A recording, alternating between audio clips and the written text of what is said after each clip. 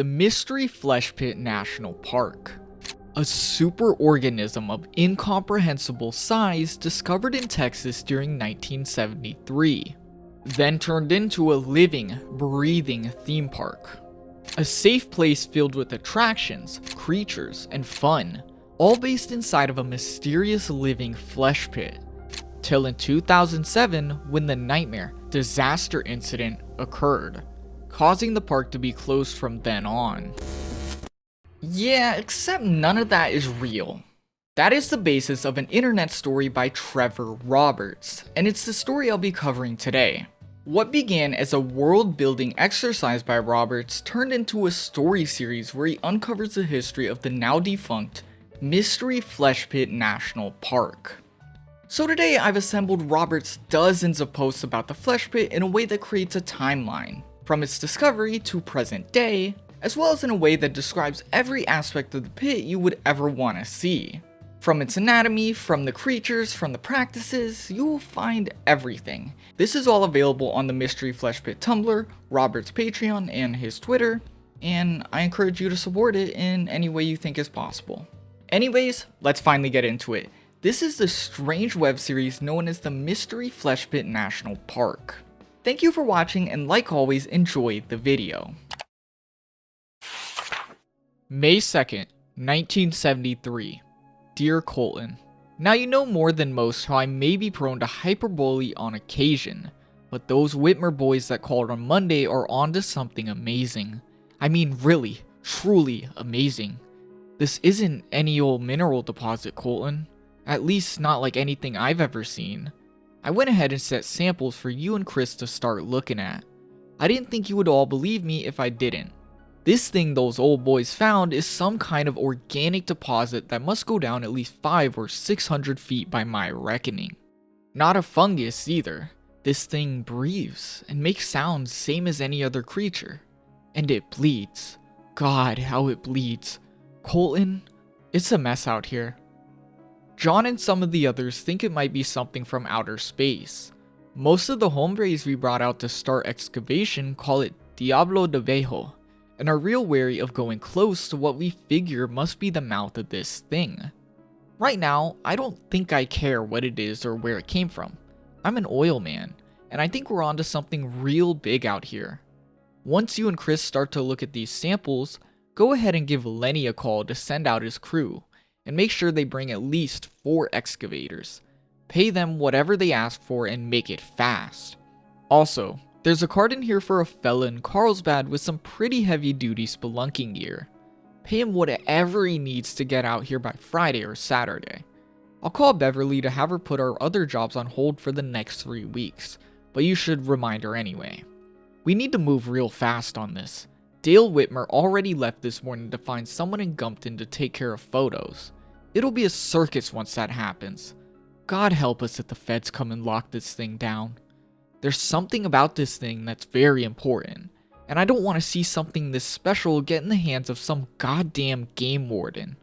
Regards, James Jackson. This is a letter James Jackson sent as soon as he discovered what would become the Permian Basin superorganism, or later known as the Mystery Flesh Pit National Park.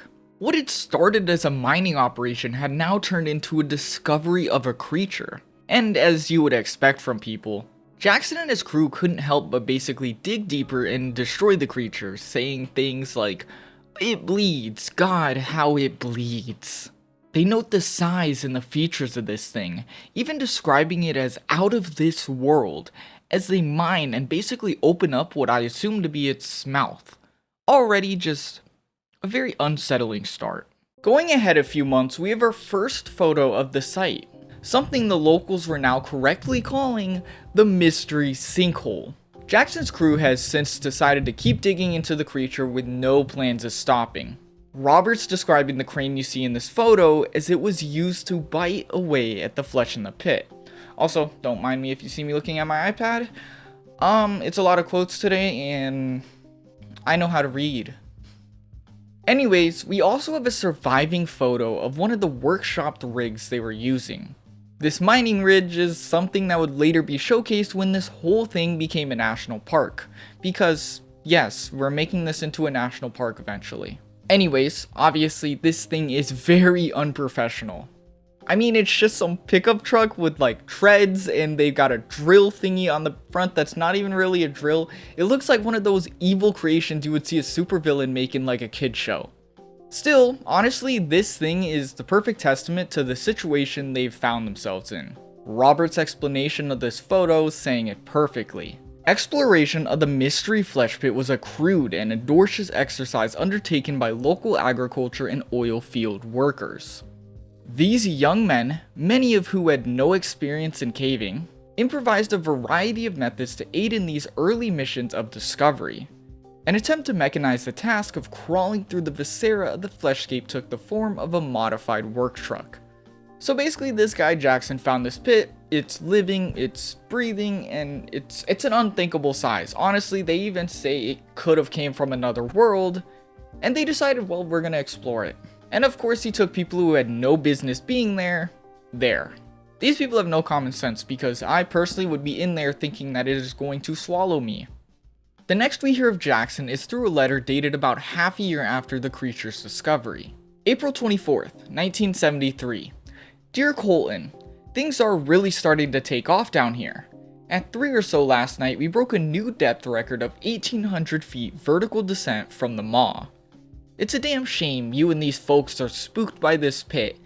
And like, no, it's not a damn shame. They have the right idea if you ask me. Jackson continues to describe his exploration, noting huge bones, giant muscles, parts so big you could drive a semi-truck through. Which is like, why are we down there? Especially why are you down there, as they begin to describe how they've begun to find life. He describes and shows a picture of a crab-like creature you've seen, the size of a coyote. It appearing to not be fearful of people at all, as they found it messing with their food. Still, Jackson describes his work in the superorganism as God's work, then ending the letter with an attached business card, saying, P.S. There's a company out of Fort Worth that I've called up to help with the exploration. I attached their card to this letter. Give their geologist a call and let them know the details. I'm told they're very good at what they do. And attached is a business card for Anodyne Deep Earth Mining Company. And, well, I guess they're located in Texas, obviously, because I just say things sometimes. This company, Anodyne, would basically come in and become Jackson's partner when it came to this pit. Not only were they already conveniently stationed in Texas, right where this pit is, but they've been around since the 1920s. Surely they can be trusted, right? Thanks to Anodyne, the operation grew to a far bigger size than anybody thought it ever would. They are now being proper mining expeditions and exploration, as well as a brand new idea to open the pit as an attraction, but more on that in a second. This here is a survey sheet showcasing the mystery flesh pit as they knew it at the time, with their deepest exploration into the pit being nearly 4,500 feet. 4,500 feet inside of a living, breathing, bleeding creature. It's labeled with their discoveries and basic paths, starting with the top point, or the entry orifice, all the way down to the deepest known point. We can see that they found and created numerous cave-like paths as they explored the pit, as well as naming its aspects and organs. Things like the trunk organ, Fondue Village, Thor's ribcage, or amatomic blast bulbs, aka the pleasure domes. Yeah, seriously. But you can't forget the best areas like Oyster Shame and my personal favorite, God's Mistake. Which is like, yes. We found this creature, confirmed it's a real life, living thing, so let's just name its parts and say things like, oh, God's Mistake. You know, I'm sure this creature, if it ever decided to move or become sentient, if it already isn't, would love that. And it would love that probably even more than the mining and the destroying we're doing of its insides. And you know, considering its size, I really wouldn't know what to think about it, but I bet it really wouldn't like the pain we're putting it through either. Finally, one thing to note is the visitor center and construction site for the lower visitor center, as this fleshy pit and its fleshy aspects were more than just a roadside oddity at this point. It had started to become a roadside attraction that was now offering tours headed by none other than James Jackson himself. Roberts then unearths an old newspaper about Jackson and his tours, dating back all the way to 1975 when the pit really began to take off.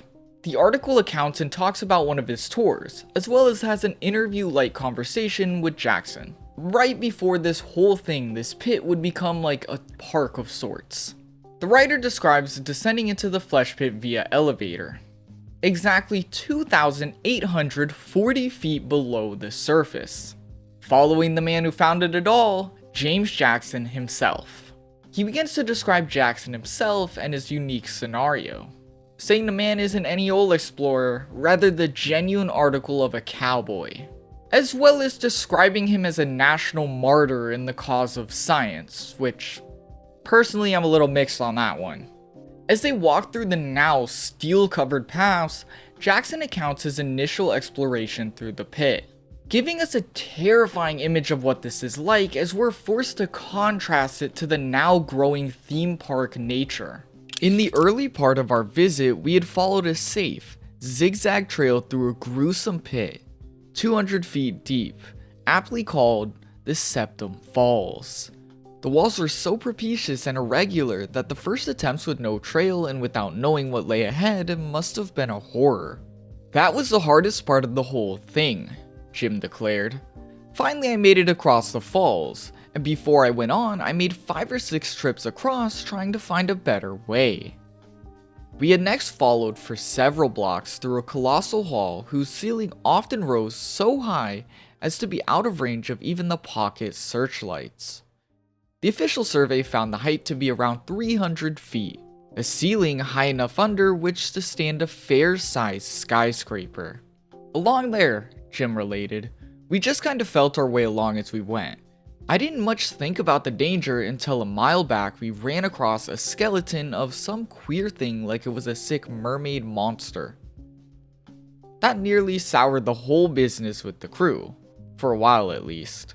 I thought I'd cut it all out and say I'd seen enough, but all of a sudden I just went on and found Thor's ribcage.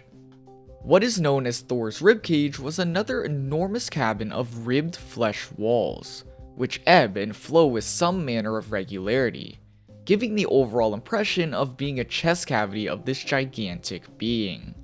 And for a long time I thought the ribcage was as far as it went. But one day while back there, we climbed up a steep wall into that opening, and followed it till it quit, and there they were, the pleasure domes. The last thing we hear before the pit officially opens as a theme park is an angry letter from Jackson, writing to who I only can assume to be some sort of reporter. And if you ask me, I think you should pay attention to this letter. It's one of the more eye-opening letters when it comes to who was behind this operation. October 1975. To Miss Frost, please excuse my remarks, but I am more than surprised after finding out about your interview with the Austin Sun. After you accused me of just about every kind of violation of nature possible, my crew and I graciously went out of our way to give you and your friends a personal tour of every aspect of our operation down in Gumpton. I personally believe if you would have asked anyone present during that tour, they would be more than inclined to believe that things were capital A alright, even amicable. So imagine my shock when today I read that myself and the hardworking folks at Anodyne are a cohort of, quote, blunt and thoroughly thoughtless rabble engaged in the systematic torture and of the greatest natural discovery in a generation. Now, I get that you and I see the world differently, and that's okay. But to say these type of things is an outright lie. As I told you during our first meeting, we are doing our best to minimize our impact on this creature. But we also have to protect ourselves and the scientists who go down to study it. Even you yourself was a little shaky with being down there with the passage reinforced. Just to show you that my head isn't as dense as you make it out to be in your interview, I asked the Anodyne folks about why they weren't handing over the pit to some university or government research outfit, and they said they're just doing a routine exploration of mineral exploration.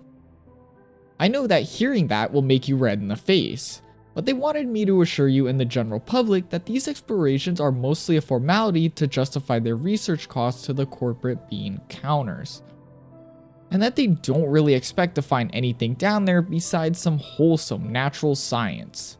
And despite what you said in your paper, they wanted me to make sure you understand that they only want what is best for this organism as they try and make some sense out of it. And to suggest that they plan to allow visitors to go down into it and even commercialize the pit is almost as ridiculous as your claims that I am a cowboy who is just in it for this money. Regards, James Jackson. And right after that, in 1976, what was a simple little attraction would open as a park with the goal of seeing as many people through its doors as possible. But first, before we talk about that, let's talk about this letter. While the tours might be safe, it doesn't change the fact that Anodyne is mining through this creature, effectively destroying it. And while he claims it's all for mineral research, it still raises a very big question about morality. An idea I'd love for you to think about as you watch this video, as there's several different answers you can come to. Though I do think that the fact that the park opens as a theme park right after this letter not only proves the lady right, but shows that they more than likely don't care about this thing at all. A living thing, by the way, and really only care about making money. But hey, it's open now. Anodyne Inc. would open the Mystery Flesh Pit National Park in 1976 with signage showcasing exactly that. The signs describe restaurants, lodging, hiking, camping, fishing, and even special adult fun for mom and dad. Yeah, just remember that last bit. This map of the park illustrates a top-down view of everything that was offered. The description of the park on this flyer saying, "You are journeying into a frontier few have seen." The Mystery Flesh Pit is a natural wilderness beyond imagination, an ancient miracle in the desert. Adventure, excitement, and natural grandeur of cosmic proportions await you and your family. We welcome you to embrace a pioneering spirit and explore the Thunder Ground. On this map, we also see attractions like ice cream, a souvenir shop, an arcade, just basic carnival like theme park like stuff. All things basically to get people to spend a lot of money before and after they go into the pit. In the corner though, there's a small clause that basically says Anodyne isn't responsible if you get hurt. Because, of course they are. What a trustworthy company. But well, speaking of hurt, they had a really bad accident soon after the park opened. The circus clown Chimus, a geobiological feature that was created in the park as a result of said accident. It can be read about, well, here. Circus clown Chimus, geobiological feature. Though it may look like a colorful ice cream birthday cake covered in a glazed frosting, this calcified formation is anything but festive. In 1976, a group of performers accidentally fell into the upper maw of the entry orifice. While the soft flesh of the pit somewhat cushioned the performer's fall, the unexpected dilation of an epological fold allowed them to slide down into a then unreinforced area of the pit. Rescue personnel were able to locate the performers inside of a digestive sac a few hours later. But by that time, all 50 stunt people had already begun being digested by the pit. Rescue personnel cut them out, correctly guessing that many of them were still alive. An extremely experimental antacid spray was discharged on top of the gooey, shrieking mound. But it was far too late. Instead of reducing the acidic effects on the partially digested bodies of the performers, the experimental compound flesh calcified into the multicolored formation that you see in front of you. Though hauntingly beautiful, the circus clown Chimus is a somber reminder of why it's always important to observe all safety instructions, and to always stay on marked trails while visiting the interior of the Mystery Flesh Pit. I would think the government would come swarming in upon hearing about this, but well, Anodyne, when something goes wrong, they just make your body, your horrific experience, something people should gush over. Yeah, they also didn't cut back at all after this. If anything, they went even harder on expanding this park. The rate of exploration, the mining, the discoveries, yeah, it was going faster than ever before after this happened. Year after year, expeditions of the pit were underway. constantly resulting in new discoveries as well as new deepest points, with the deepest point ever reached in the pit being recorded in 1979, a staggering 19,102 meters. To put this into perspective, the real-life deepest point ever discovered on Earth is Mariana's Trench, that being roughly around 11,000 meters. Meaning that whatever this creature is, it's at least almost double the depth of Mariana's Trench. And that's what we know. As far as we know, it could go down far deeper. In a Q&A, Roberts was asked how deep the pit actually is. And well, he went on to say, quote, "At depths below 19,000 meters, the anatomy of the pit begins to noticeably change and become much less atomically similar to other surface forms of life. Exploration beyond these depths are extremely challenging due to the exotic and largely unknown nature of the pit's lower anatomy. Unmanned expedition probe vehicles have been able to surpass the 19,000 meter depth, but poor communications quality over anything but tether cables have made further exploration cost prohibitive. It is hypothesized that the pit could extend further into the Earth's mantle, with many scientists suggesting that the organism may be native to the interior of the planet, having merely surfaced to the upper tectonic plates for unknown reasons. Not only is this thing far bigger than anything we've ever discovered, but I guess there's a very real chance that this thing could have come from the middle of the Earth. The core, the mantle, like all that inner stuff, and like, I never even thought that maybe things could be living in there that like we will never know about.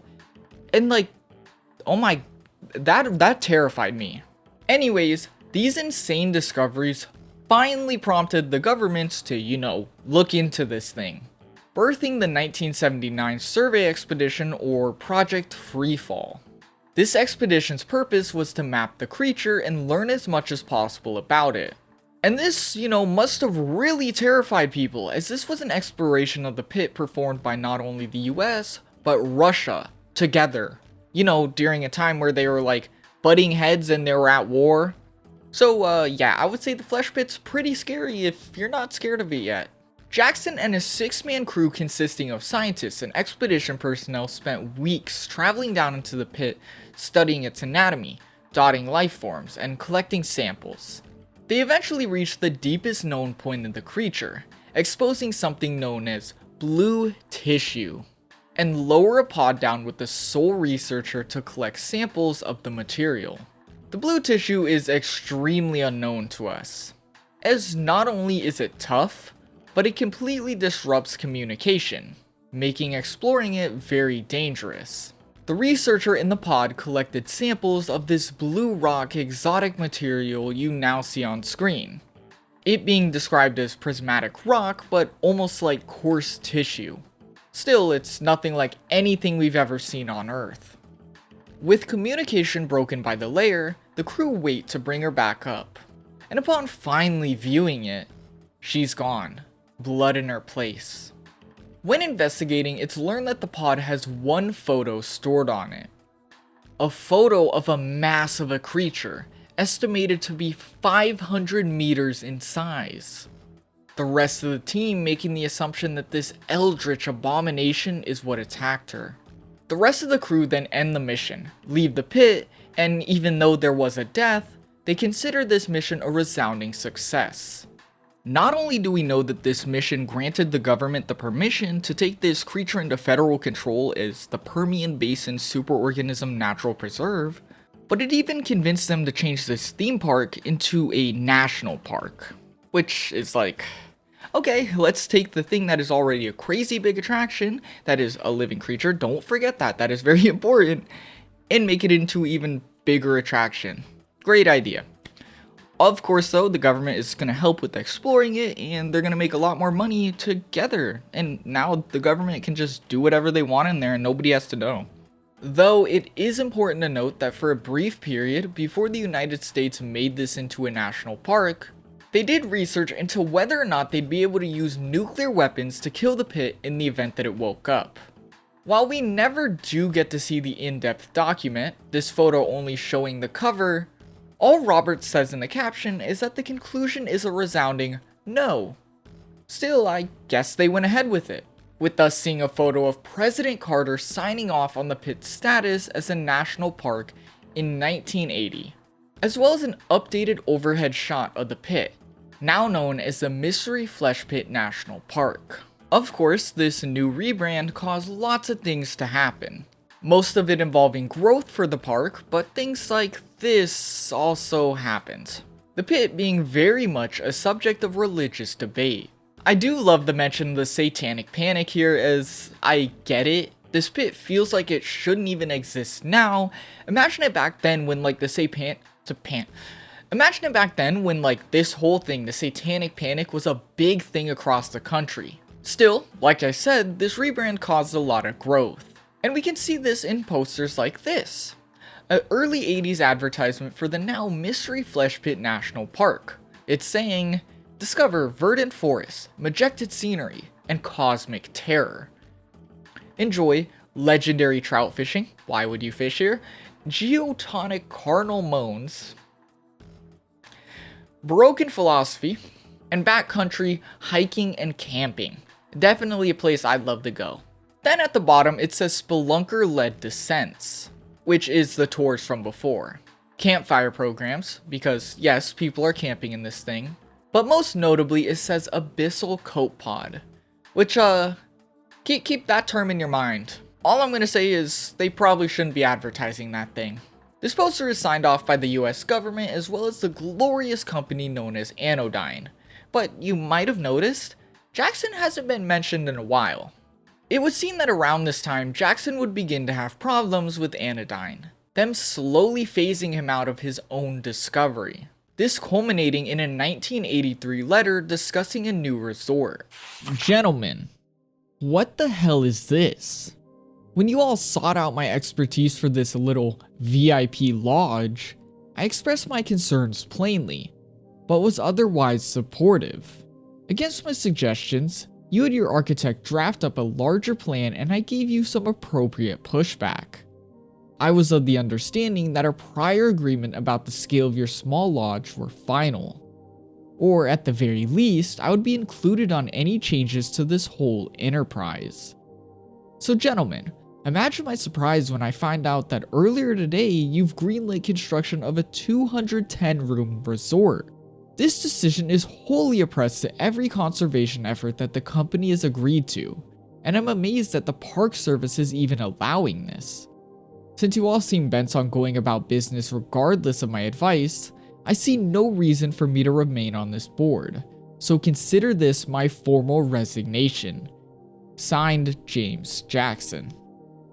From here, Anodyne would gain complete control of the project, and it would pretty much be the last time we hear of James Jackson when it comes to the Mystery Flesh Pit.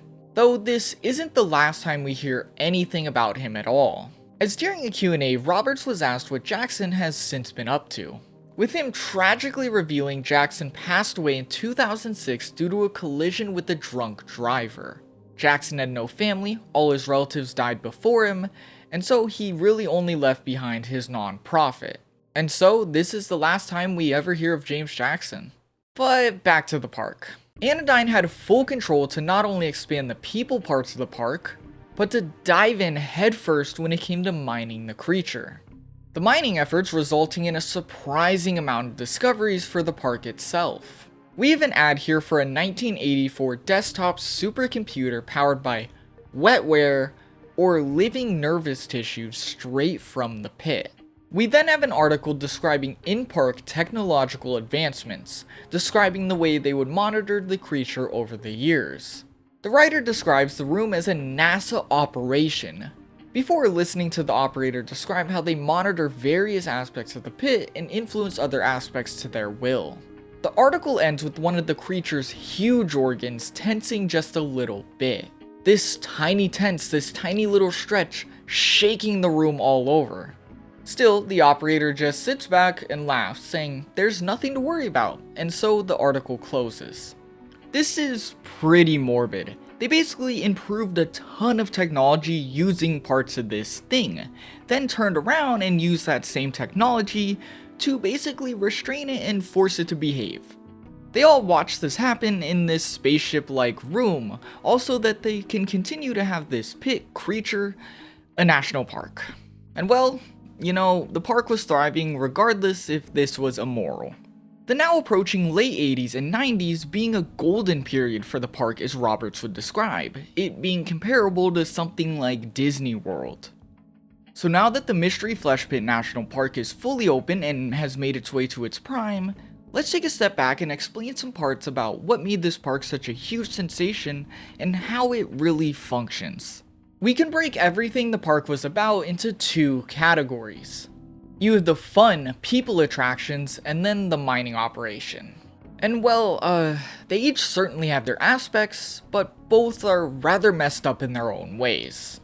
To make this fun for the video, I'm gonna walk through this as if me or you are actually visiting the park, what it would be like. So of course we're starting in Gumpton, Texas, the home of the park. Gumpton was a tiny Texas town that was tiny. That was until, well, they found a mystery flesh pit in it. So as the park began to grow bigger and bigger, of course the town also experienced a lot of growth. Of course though, when the park did eventually close down, it would see a pretty steep decline and it would basically become a ghost town. As you arrive to the park, you're greeted with all sorts of posters and signs about the park.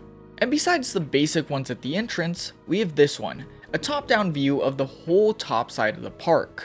You come into the park greeted with the resort-style layout. If you're coming in for vacation, you can stay at hotels, with there also being all sorts of shops and stops and things to just go do. It's very reminiscent of an American mall. Also, all of these stops are not only up here, but they're down in the pit too, as you'll see later. You then reach the visitor center, the place you can begin your descent into the mystery flesh pit itself. This picture here showcases what the view from the top looking down into the pit was like. And while it is kinda uncomfortable knowing what we know, it's also kinda cool. It's like sci-fi-ish and Roberts does an amazing job with these images. And this picture being inside the visitor center. As I said, what is the starting point of this whole thing? Besides the descent, the infographic depicts things like safety of the pit, which is all pretty much things you can expect besides this one. Drink plenty of water. The pit is known to leach moisture from humans, which this instantly made me think, oh great, it's a theme park, it's probably charging you like $8 for a bottle of water, and this thing takes water, so they're scamming you. I don't know how else to say it. Old ritual grounds are also spoke of, as it's been uncovered that ancient cultures knew the pit and were perhaps able to communicate with it in some way. But as of right now, this area is just another tourist attraction.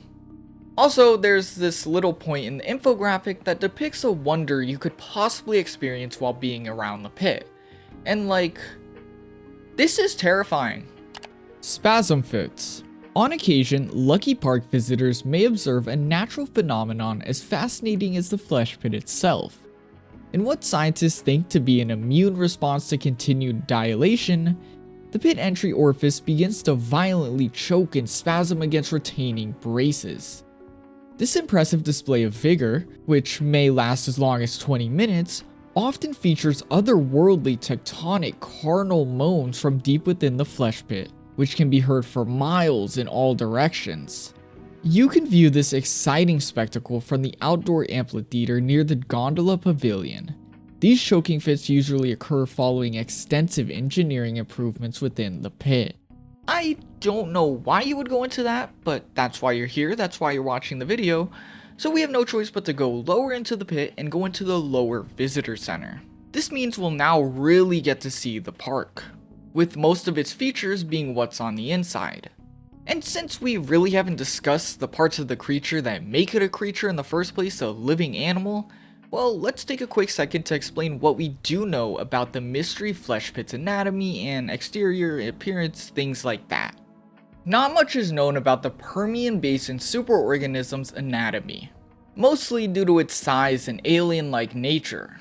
It's far too big to explore, and a lot of it is very different to what we know about animals. But the greatest consensus is that this thing is closest to a mammal. A report on the creature's background goes as follows. The complete anatomical layout and internal organization of the organism is unknown. Tissue samples suggest that the organism contains gastrointestinal, vascular, respiratory, musculoskeletal, nervous, limbic, and integumentary systems with remarkable similarity to mammal life, while also containing a variety of systems which have no direct analog and are not fully understood. The feeding cycle of the organism is poorly understood and believed to occur on a complex and long-term schedule of dormancy and feeding activity. It has been hypothesized that the superorganism derives caloric energy from subterranean hydrocarbon deposits, though the organism has been observed to digest and absorb organic matter. The depth at which the organism extends into the surrounding rock strata indicates that the organism is several 100,000 years old. It is unknown what the natural lifespan of the species is, or if the Permian Basin superorganism represents a mature or developing example of their species. That last part is really scary to me. It basically saying that we have no idea if this thing will continue to grow, or if it's an adult, or if it's a kid, because this is our only example of it that we have. As far as we know, this thing could still be a kid, and could grow to like the whole size of our planet or something, like, jeez. But what would the creature appear as if it surfaced? Well, this. Yeah, this is an uncomfortable rendition of what the creature would look like if it came completely above ground. But even then, this is just a guess. The reality could be far more disturbing and probably is because of its size.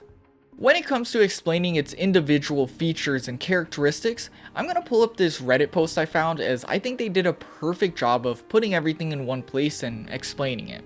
So, link in the description. This is a pretty cool post. First, up here we have the shape. There's a general understanding among scientists that this thing is 15-leg starfish, though it shouldn't be taken that it's literally a 15-leg starfish, but you can see here that it's kind of like that. It's weird.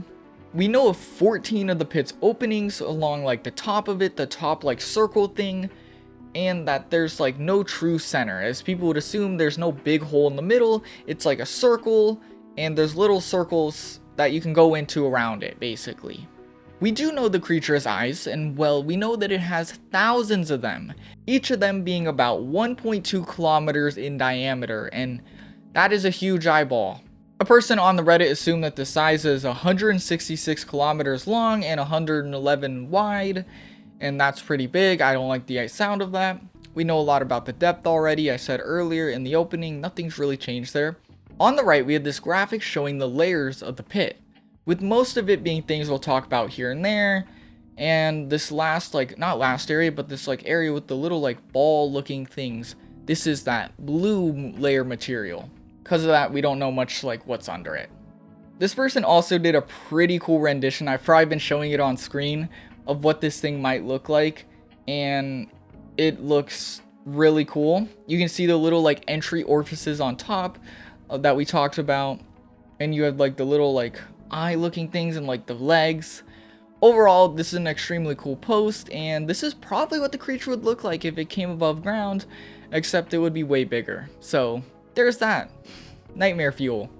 Yeah, a truly terrifying idea, but that's what we're hanging inside of as we're in the lower visitor center, basically the hub area of the whole park. Here is where the park truly thrives, as a huge array of businesses are operating in this big spherical dome-like thing.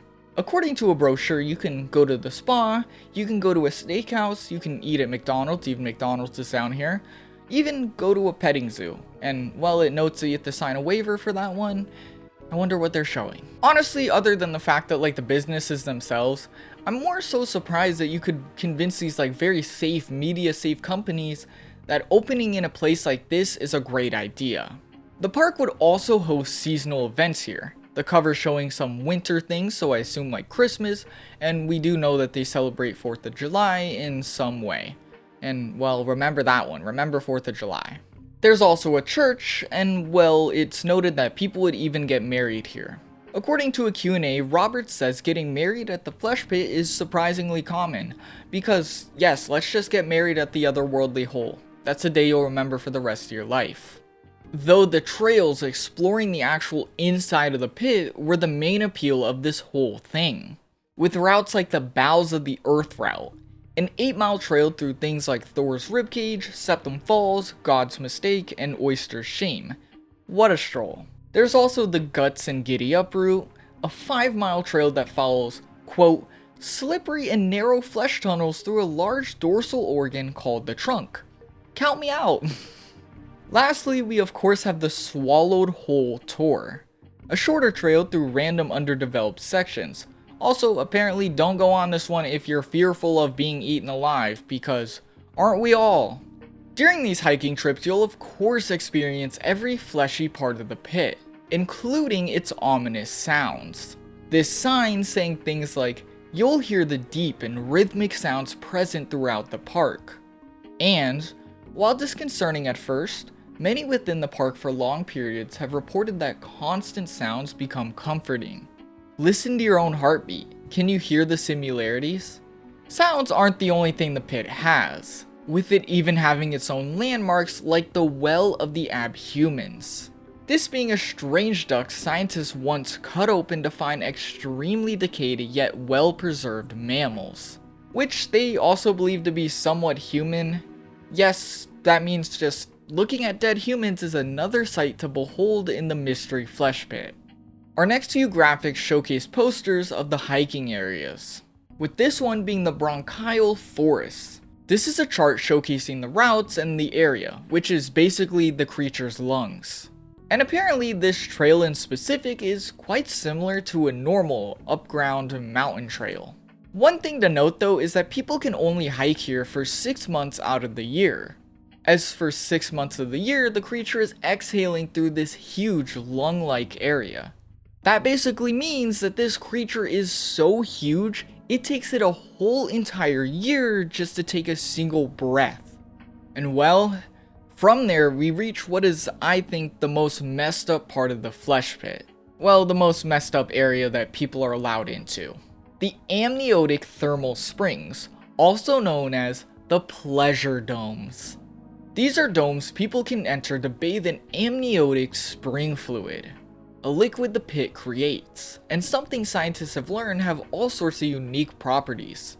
And these domes just look weird, especially when you consider people are like swimming through these dark little pockets like in this picture here. But, well, I haven't even read about what the amniotic spring fluid is, or amniotic blast is. Since its discovery, amniotic spring fluid has been a highly sought after resource and is tightly regulated by the National Park Service. The unique chemical properties of this liquid have been shown in clinical studies to mildly reverse cell degradation due to factors such as cancer or aging. Many park visitors report additional benefits of bathing, such as decreased joint pain, healthier skin, weight loss, and vision improvement. A secondary and infamous property of the amniotic spring fluid are the psychoactive and aphrodisiacal effects it has on those who consume or topically apply it. Bathers describe a gentle, euphoric sensation when soaking in higher potency springs, with the effects of concentrated exposure being well documented by several best-selling short films, many of which are available for purchase by request in the Upper Visitor Center gift shop. Beyond the physical sensations, visitors often claim that they develop deep emotional bonds with those they interact with inside the thermal springs. So while this mystical liquid has all sorts of great medical benefits, which all great there, no issues, honestly that's a great discovery, there's also some other effects. It seems to give a simple high, and well, I'll just say it gives people a high sex drive. Yeah, pleasure domes makes a lot more sense now. Also, remember when they're advertising special fun time of mom and dad earlier? Yeah. Not only is this just a crazy idea to have in a theme park, I don't like the idea of them advertising this thing and then saying you can watch tapes of the effects. Thankfully, they did note that children are not allowed anywhere besides the main bath, with the main bath having a super watered down version of the liquid. This scale here showcasing how potent each bath is.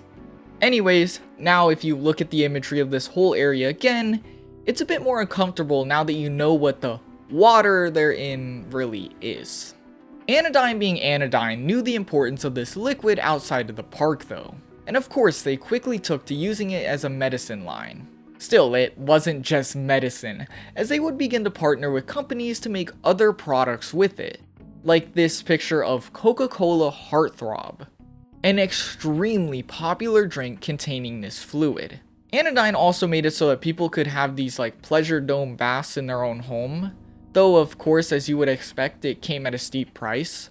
But considering at this point if you liked it that much you were probably addicted to it, people were of course willing to pay insane prices, they just knew you would buy it anyways. Better yet though, the best part is that after the 2007 disaster, of course this liquid stopped being sold.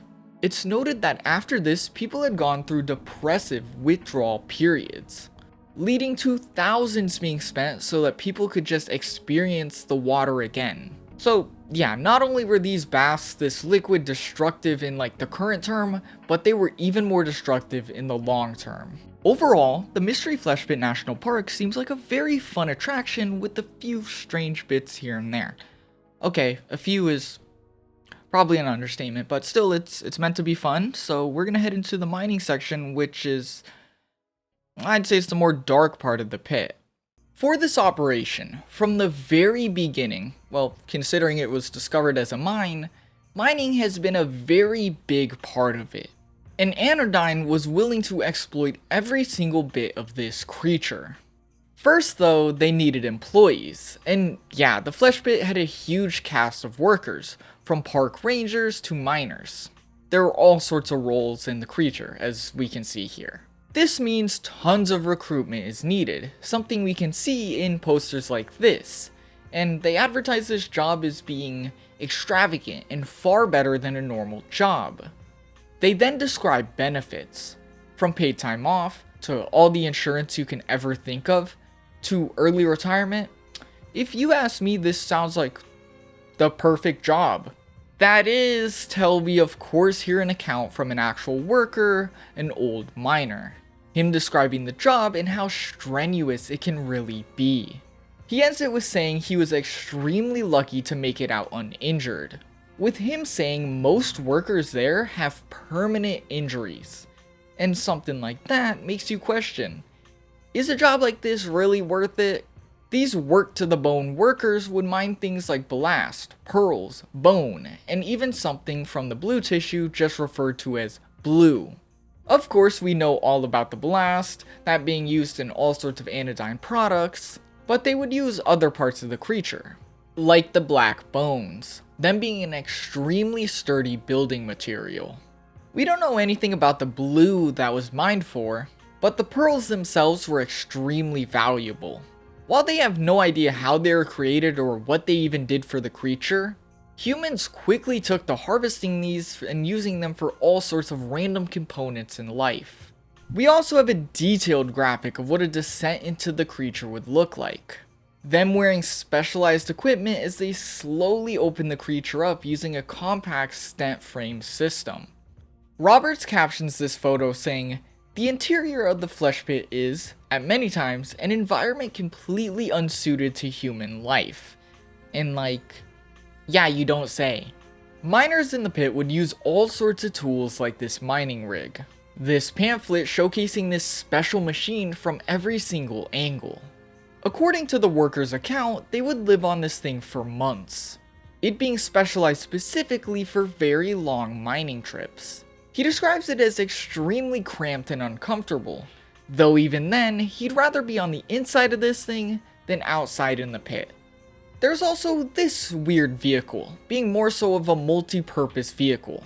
Sometimes this vehicle would be used for exploration, sometimes it would be used for tours. Though this vehicle is a bit more infamous as it would play a tragic role in the 2007 disaster incident. The last thing I'll note about Anodyne's mining operation itself is this prayer the workers had. A flesh pit worker's prayer. Each day I descend into the deep, cutting meat to earn my keep. I pray to my Father in heaven above, that I somehow return to those I love. If somehow death and I should meet, as even the flesh pit needs to eat, I want my loved ones to be so sure, that in Jesus' arms I am secure. So, yeah, maybe these benefits for the job were so great because they don't want you to live long enough to actually see them. That's terrible. Moving on. One thing that everyone who goes down into the pit has to deal with is the wildlife, as there is all sorts of horrific and scary to think about things living inside of this colossal creature. Of course, the first thing to talk about when talking about life in the flesh pit is this brochure. On the cover we have a picture of one of the park's most popular creatures, as well as a few lines about how you just need to be safe. The next page describes how the creatures mostly stick to the same areas. Still, be very cautious and don't approach them if you see them. As well, it's implied that they are still very dangerous even if they stick to themselves. Basically saying at the very end, yeah, if one of these things spots you and chooses to come after you, it's every man for themselves. Next, we're introduced to the groups of wildlife, beginning with fungal growth. And it's exactly as it sounds, fungus growing throughout the creature. They should all be treated as dangerous, as while there's all sorts of different types, one of the more common similarities between every type is that they're toxic to humans. Park staff try and remove as much fungus as possible from park trails and things like that, but even then, sometimes it'll slip through, so just be careful. Compound surface fauna is next, and is easily one of the more uncomfortable aspects of the whole entire park. Compound surface fauna. On rare occasions, abyssal copepods and other park wildlife will venture outside of the pit and pull surface animals, such as deer, livestock, coyotes, and rabbits into the mystery flesh pit.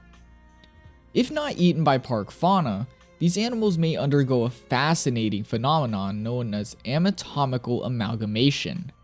This process, which is still not fully understood by park scientists, results in the creation of a compound organism which is a hybrid of constitute surface animals.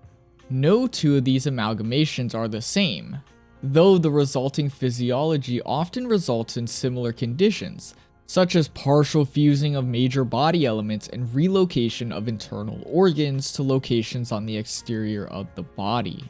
Because of this gruesome and seemingly haphazard nature of the combinations, many compound surface fauna do not live beyond a few hours or days from the time they are discovered. Should you encounter a shambling compound surface fauna, please do not feed it or otherwise engage in activity which could prolong its suffering. So basically what's being described here is that leftover living mass is fused into one big thing, an amalgamation. Their bodies and organs are severely disjointed and removed from one another, meaning that these things are basically dead. It's just basically a matter of time for them, and well, since I bet you're questioning it and I question it too, yes, humans can be part of this process. In a Q&A, Roberts described how Anodyne would deal with human amalgamations. With this whole thing, the idea of human amalgamations, how they would deal with them, everything, being kept extremely secretive. They would first identify what in the amalgamation was human, before carefully removing as much non-fused human as they could from the mass. The brain being the only thing that had to be in perfect condition. They would then take these intact organs and heal them in blast, all to hook them into some sort of special life support brain reading interface. With enough therapy and training, the person could perhaps make enough of a recovery to use things like microphones or like typing interfaces to speak. And in very few cases, it got to the point of them being able to control the mechanical arm things. I'm so sorry.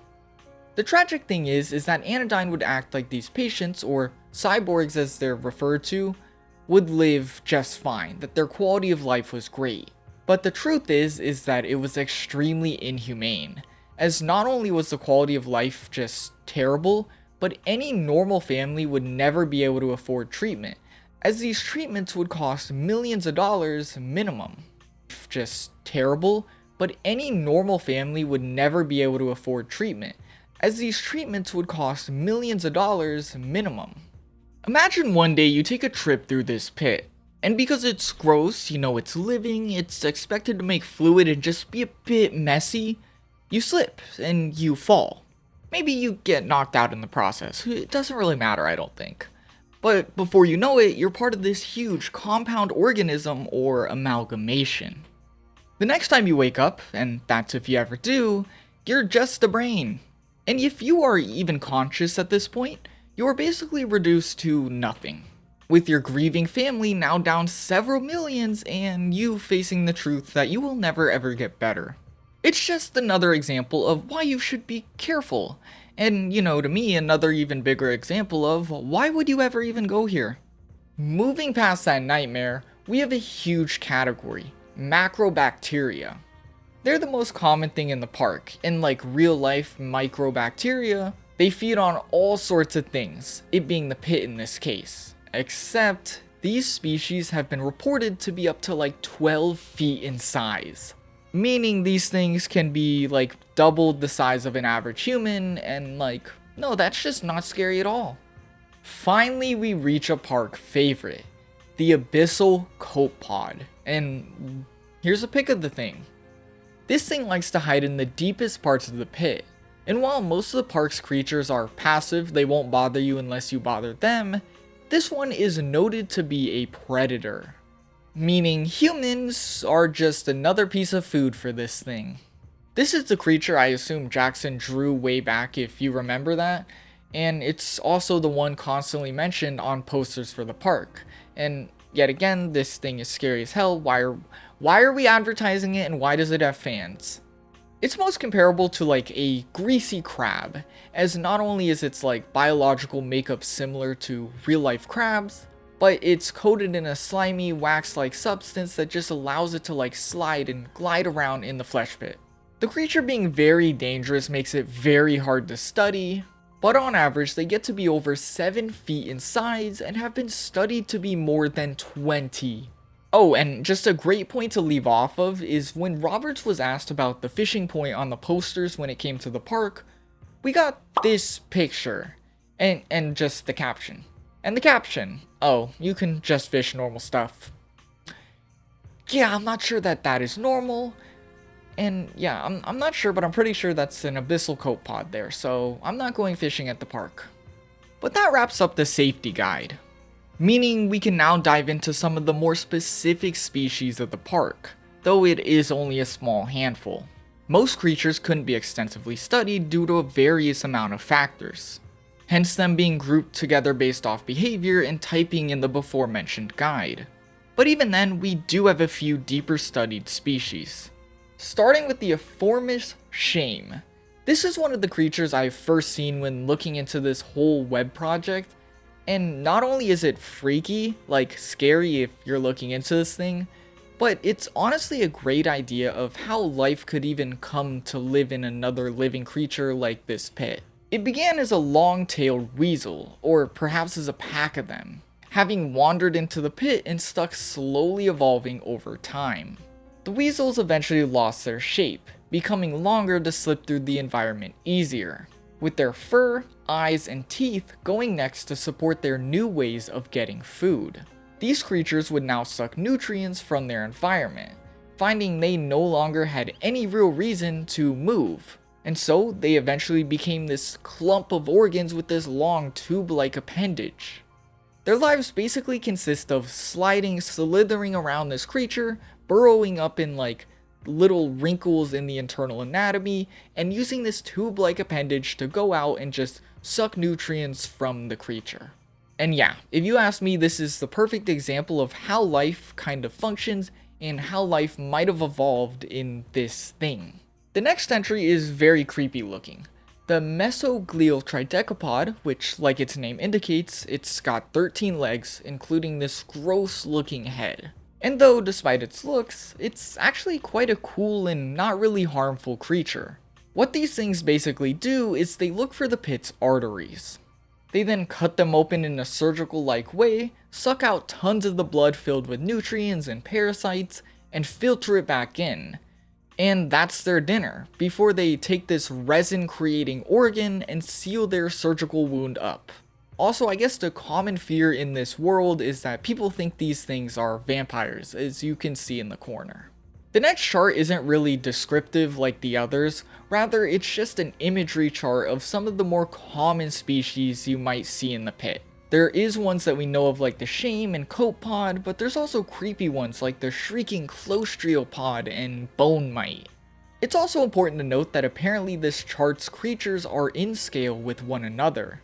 Meaning the abyssal copepod, something we know to be around 10-ish feet we'll say, is just as large as some of these other things, which... how are you not scared of that? The last thing we have documentation for is this nightmare of a creature, the aquifer leech. This is a simpler creature. Other than it normally being like 6 feet in length, which is what the hell, it basically works like a normal leech. It latches onto something and just sucks them dry of nutrients. Also, I guess they were used in some sort of medical treatments, which no thank you, not signing up for that. Even then, after all those creepy, ominous creatures, there's something far more fearful. Things like potentially supernatural creatures.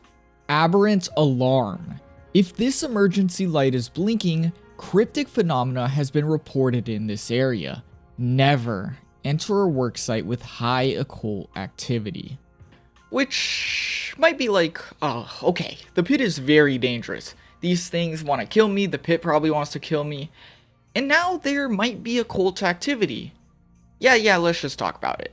Sadly, the only example we have of such activity is a phenomena Roberts has provided, known as the marrow folk. Who goes there?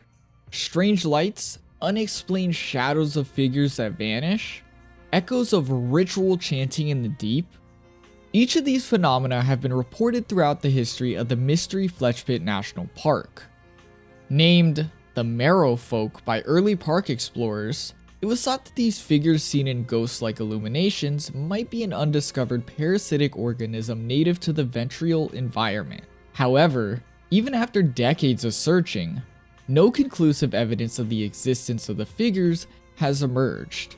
A common theory is that the marrow folk are an optical illusion related to other tridemic phenomena exhibited by cryptokine behavior.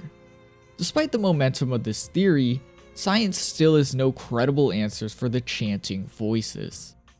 Though it would appear more often than not, these marrow folk are simply confusions of another type of creature, the gas owl. Meaning, well, maybe the pit isn't haunted after all. Though that would have been pretty cool if you ask me. Anyways, the gas owl. This creature is one of the rarest creatures in the pit and one of the least studied, with its name basically being a reference to how it breathes, referencing its labored-like breathing noise. Though other than that, we really don't know anything else, as there's barely any sightings of them, and the ones we do have in captivity, we just don't get to hear about. That concludes the creatures of the Mystery Flesh Pit section, meaning we've covered the history of the park, the opening of the park, the attractions, the mining, the anatomy, and even the creatures. But we still have some other things to talk about. All that's left is the park's closing, or should I say, the 2007 disaster incident.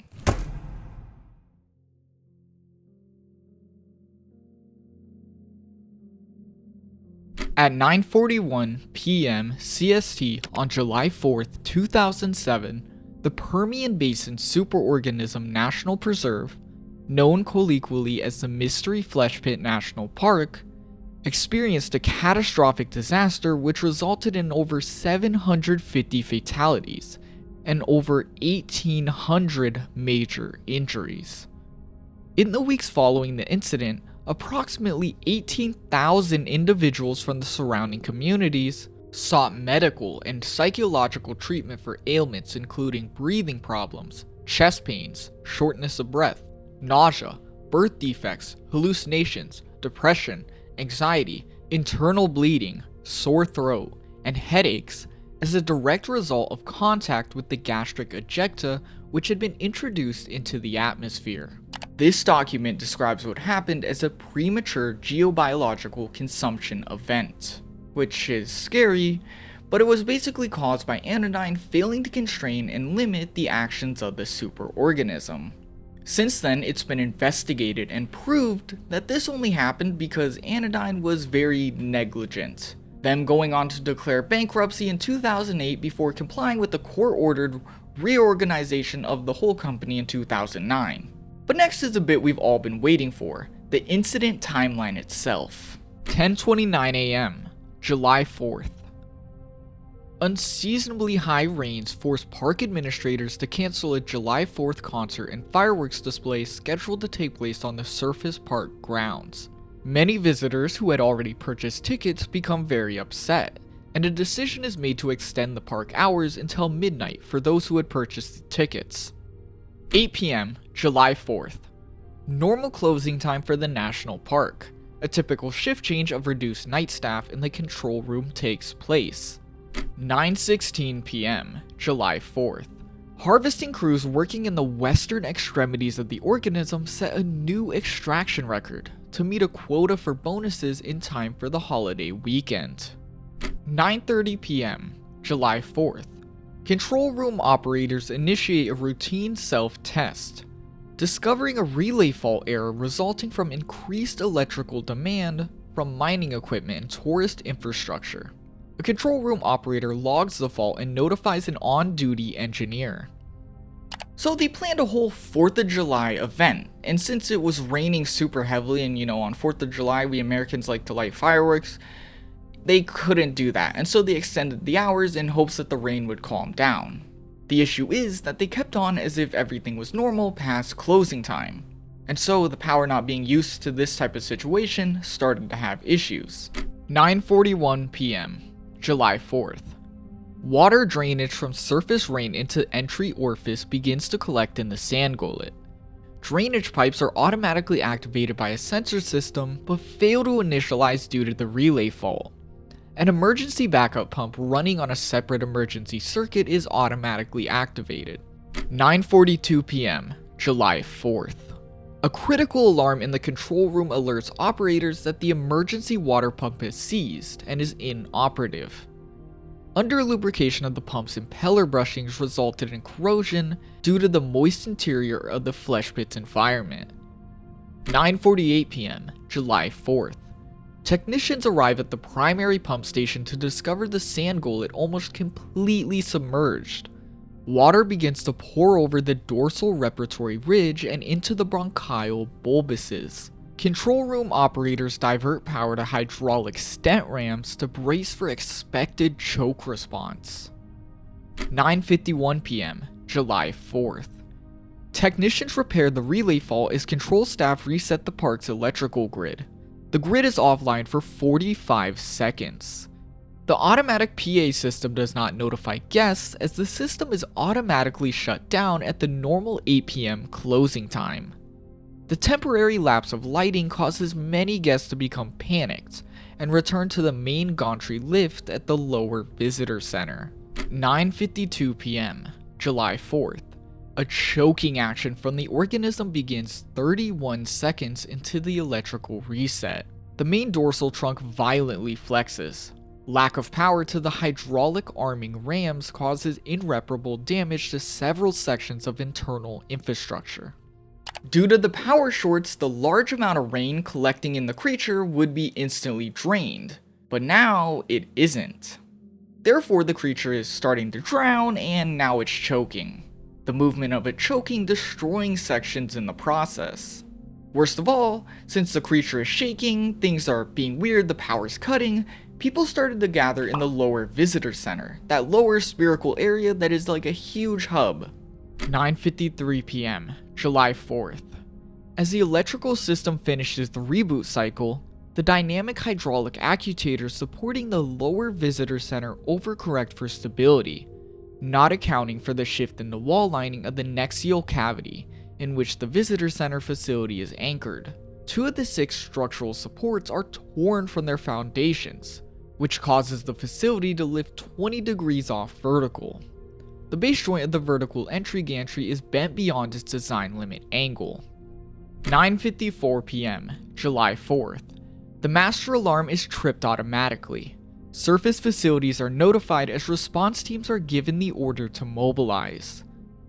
9:56 p.m., July 4th. Park rangers are dispatched as rescue groups for visitors trapped in partially collapsed tunnels and trails. 10:03 p.m., July 4th. Continued movement of the organism, combined with rainwater, causes one of the upper gantry supports to slip. An outbound elevator conducts an emergency stop standing over 24 visitors. 10:05 p.m., July 4th.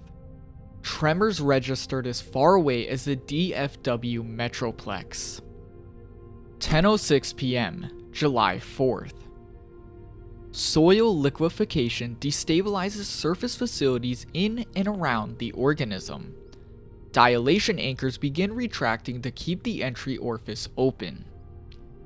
10:12 p.m., July 4th. A master failsafe is activated by the automatic park management system.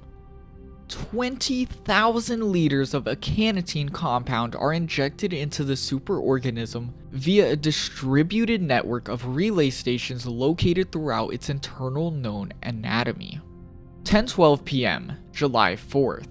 Tremors and convulsions intensify as the entry gantry connection to the lower visitor center detaches completely. The lower visitor center begins to collapse downward into the nexial cavity. 10:12 p.m., July 4th. Paralystic muscle action of the nexial cavity begins to exert substantial pressure on the outer structure of the lower visitor center. So now the lower visitor center, the place that tons of park goers just rushed to, has collapsed. We do have a diagram here and it explains it perfectly, but okay, this is how I imagined it. Okay, so say this is the lower visitor center. This is probably the worst example because now it's going to make noise. But there's a thing coming down here. It's linking it in place. It's held in place by all these little things. But the creature starts to shake, so these things start to break. This thing up here, though, starts to break too. And so what happens is the whole visitor center, tons of people in it, basically goes... Yeah, that sound of the gum falling, that was the people. So... everything is just like this. You have people all hurt. The people trapped over here in these sections can't get out because they can't go into this. And you have a big problem. That's the easiest way to say it. You have a very big problem.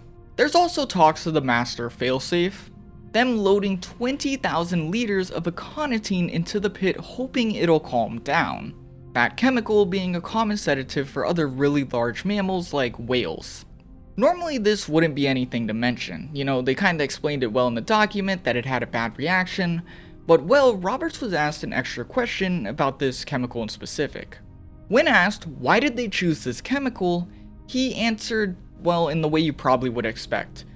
Aconitine was basically the cheapest option that they could use.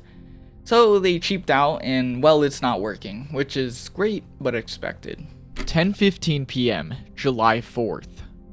The Prime Laboid Junction, just west of the Septum Falls geobiological feature, flexes into an open position, releasing a torrent of lactogassum chyma into the dorsal trunk.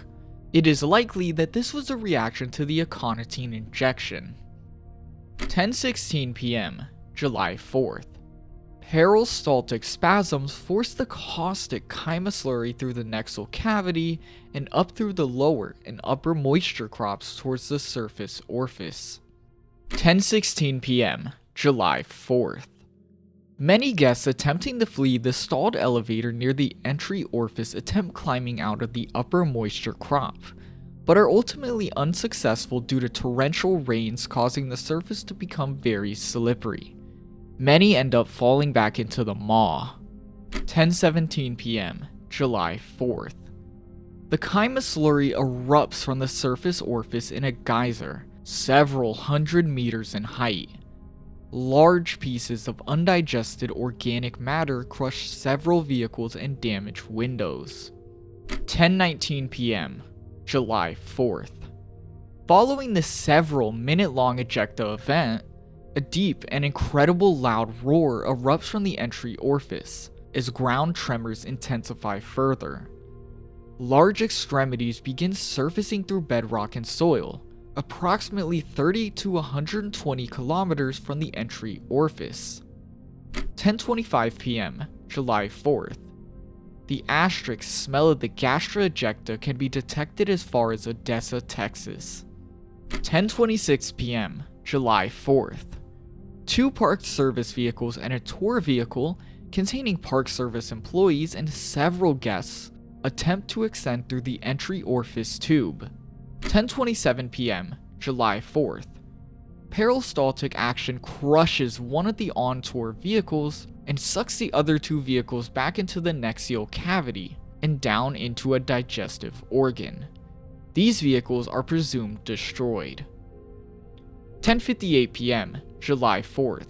The Pentagon is given authorization from the White House to use nuclear force if necessary to prevent the organism from entering an active and/or ambulatory state.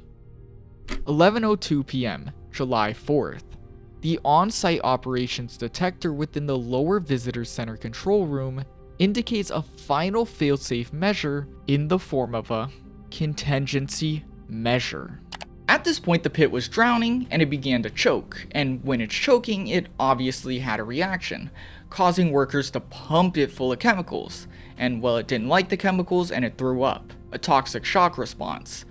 The pit then releases this chyma slurry all over, containing everything it was trying to digest, and now it's raining down on the park, causing tons of damage and injuries. With this, the pit really begins to move, as if it's waking up. Not only, shaking, dooming more people on the inside, but destroying tons of that infrastructure that was trying to keep it in place. It stated large extremities begin to surface, and while the document just says that, Roberts later elaborated on what this meant. He even gave us a picture. This depicts what occurred, one of the creature's limbs rising and coming out of the ground. And while you may not get this sense from this picture, remember how huge these limbs more than likely are. With the in-park damage and the creature now rising, they reveal one more failsafe, the contingency measure. 11:02 p.m., July 4th. Master event log records successful spin-up of the contingency measure. 11:05 p.m., July 4th. Lower Visitor Center structural integrity is critically compromised, resulting in total collapse. 11:05 p.m., July 4th. Data collection with Lower Visitor Center is severed. 11:13 p.m., July 4th. Spasms and motor activity of the superorganism begins to noticeably subside. Response teams begin to descend into the surface orifice to attempt rescue operations. 11:19 p.m., July 4th. Response team encounters visitor group, which had attempted escape from stalled elevator. Most are dead. The remainder are mortally wounded and partially digested due to caustic gastric ejecta. 11:42 p.m., July 4th. Radio contact established with Ranger vehicle trapped within Oyster Shame. Due to ventricle closure, no feasible rescue strategy can be developed before complete menstruation occurs. 11:56 p.m., July 4th. Response team confirms that contingency measure and associated facility are still intact and operating. 11:58 p.m., July 4th. Texas Governor Rick Perry formally declares a state of emergency for Gumpton County. 12:22 a.m., July 5th. Response teams route data/power umbilical to new base camp in contingency measure facility. 12:35 a.m., July 5th. 3 inner pit lifeforms are identified as having been ejected onto the surface. 15 visitors are injured and 7 are hunted by interpit lifeforms during panicked evacuation of Surface Resort. 12:41 a.m., July 5th. Park staff managed to kill the 3 large lifeforms. 1:02 a.m., July 5th. National Guard helicopters begin delivering supplies and personnel to aid in in-site containment. 1:58 a.m., July 5th. Field hospital is constructed to care for the wounded visitors and staff. 2:37 a.m., July 5th. Initial damage surveys report catastrophic destruction of internal park infrastructure. Pit geobiology has dramatically changed in hazard level. 3 a.m., July 5th. Emergency teleconference of Anodyne executive leadership. National Parks Director and Secretary of the Interior are present. 3:12 a.m., July 5th. Executive decision is made to initiate FEMA response and assemble a task force for containing superorganism. 4 a.m., July 5th. Media helicopters and vehicles begin to report on the scope of disaster. 4:39 a.m., July 5th. Base camp technicians begin to spin down contingency measure. Large fractures due to internal stress have appeared on mineral components. Engineers advise against reinitializing contingency measure until mineral components can be replaced or repaired. 6:08 a.m., July 5th. Ground personnel begin assembling a pump system to inject industrial sedatives into the superorganism. Transport trucks containing industrial sedative arrive. 9:45 a.m., July 5th. Emergency teleconference of Anodyne shareholders. 11:20 a.m., July 5th. Several injured visitors inexplicably leave field hospital and begin walking towards open pit orifice. Approximately 38 individuals are able to crawl back into the orifice over the course of 8 hours. None are recovered. 3:51 p.m., July 5th. Radio transmission from trapped ranger vehicle ceases. Many speculate that other small groups of visitors and staff are still trapped. End of relevant timeline. This leaves a lot to talk about. First, sadly, a lot of death occurred. Death, this report lets us know, could have been more than avoided. Of course, the hints have always been there, and I already spoke about the sedative thing, but Anodyne sucks. And they really sucked at trying to keep this park safe. The report states that not only did Anodyne fail to implement structural recommendations, but they failed to conduct inspections, and even when they would say do something, repair something, it wasn't done in an effective way. And it's stupid that the government was signing off on this whole operation. Of course though, we gotta speak on the contingency measure, as somehow this mysterious device instantly calmed the creature down when it looked like it was about to go on a rampage. This document giving us an explanation as well as a picture of said device, explaining that it utilizes harmonic and ultrasonic waves to calm the organism down. By assembling the machine in a certain way and applying spinning mechanical percussion to a large quartz crystal, or Mystic Artifacts 15, 21, and 22, I have no idea what that's about, it seems that this calms the creature down. Though it's noted even then that they never tested this machine prior to this incident, and it basically broke the Mystic Artifacts, whatever that means, upon use. And if that makes no sense to you, it makes no sense to me either, but that's literally all we get on this strange machine. Also, lastly, there's mentions of people being rescued and then walking back into the pit, and none of them were then recovered, which is like, could the pit be calling to them?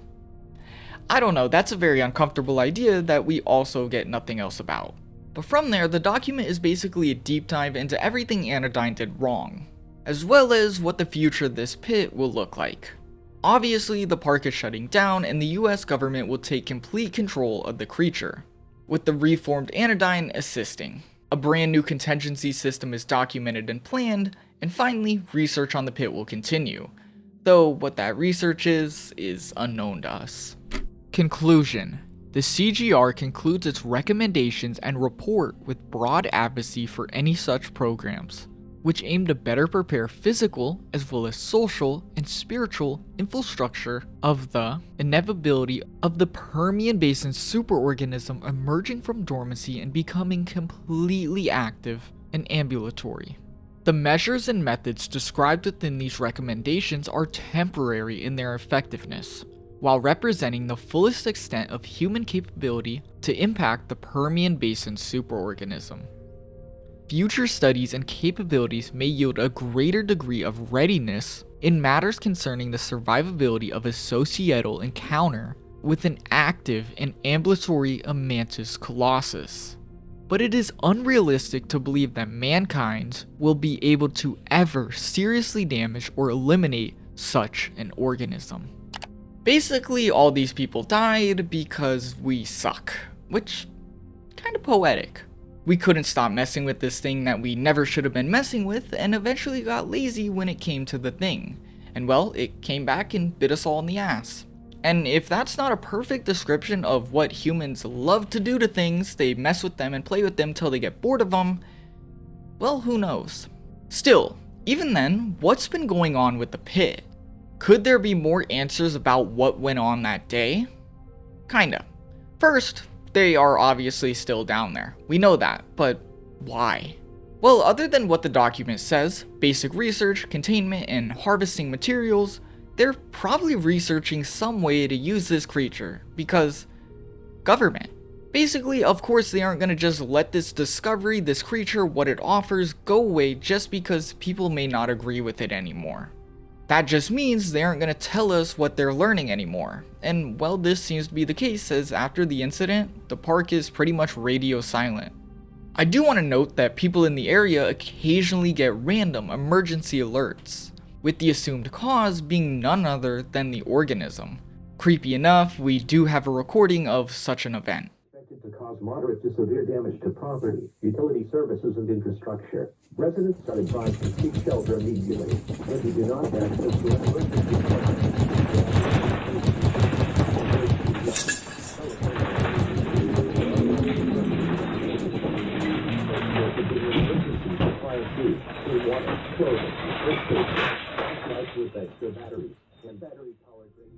But well, for this next part about the pit, I'm gonna go off the rails just a little bit.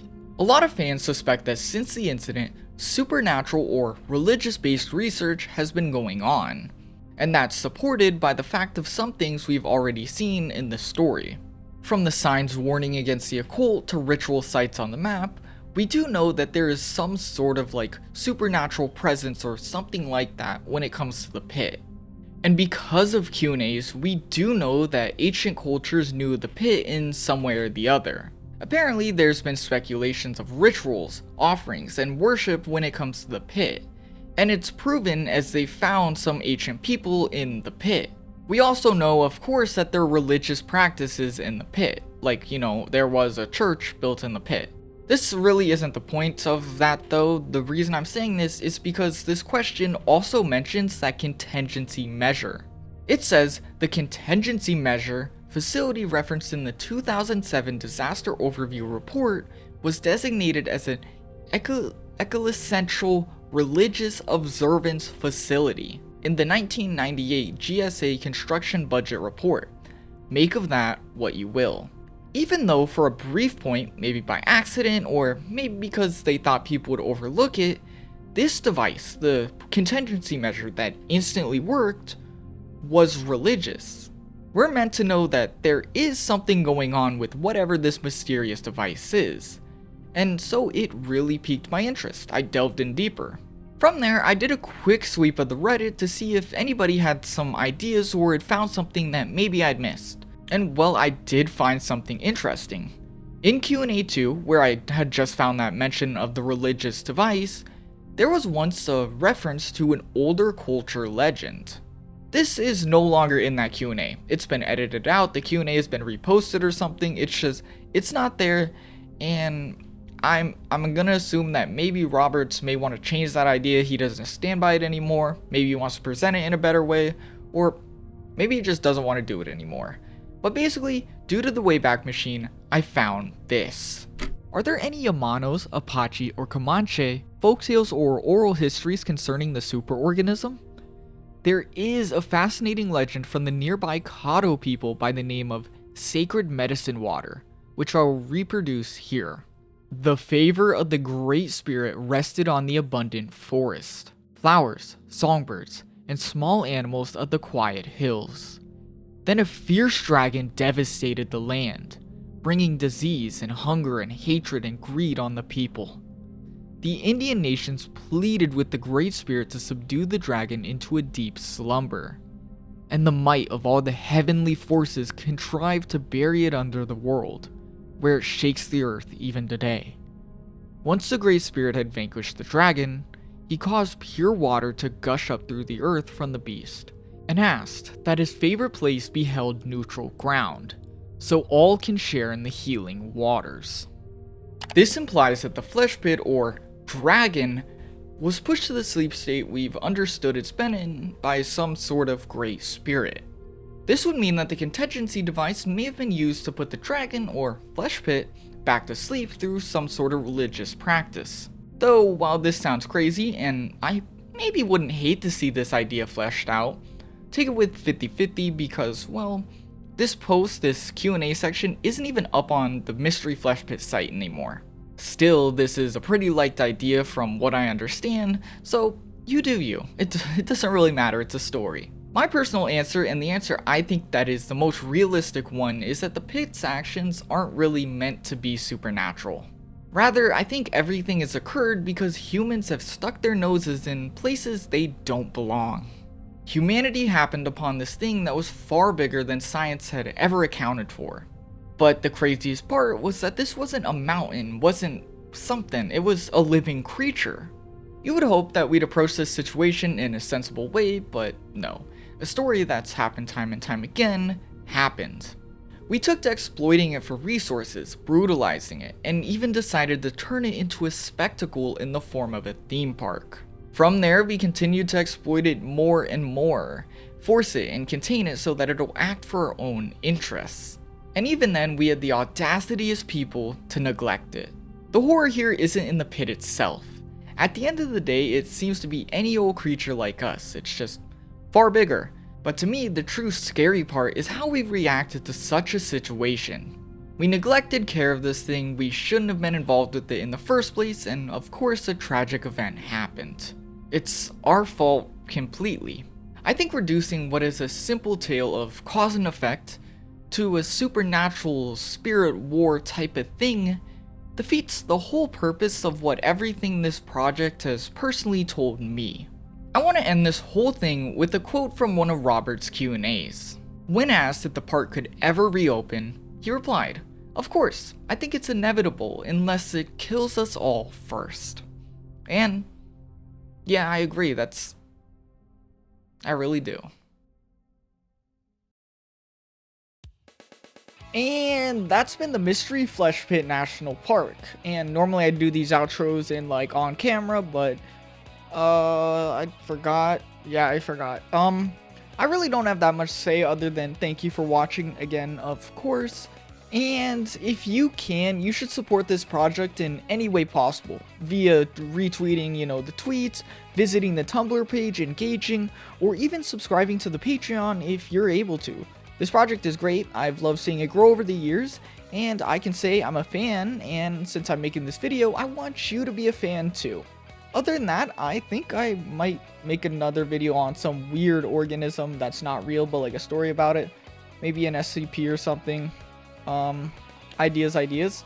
Other than that, outro's long enough. I don't want to do another take.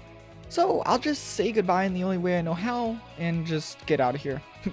Thank you for watching. See you whenever.